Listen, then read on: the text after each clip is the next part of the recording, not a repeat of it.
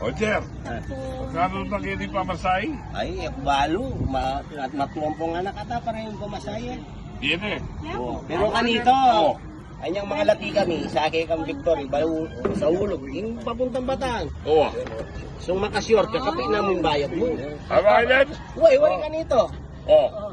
Wala yung kaya na itong abe na ako. Oo. O makasyor ko minta orani eh. Pamasahe ko, kapit na mo, mangnik. So makapantalong, kagyangan na kabuo kabayad. Wala na kitang gulot, makipatid ang babae. Oo. Ang babae. Magkano po yung pamasaya na? So makasyor ka, kapit na, ayan na. Kanita makanyang kembus eh. So makapantalong ka, buya eh, makanta yung bayad na eh. Wala yung babae, magreklamo yun.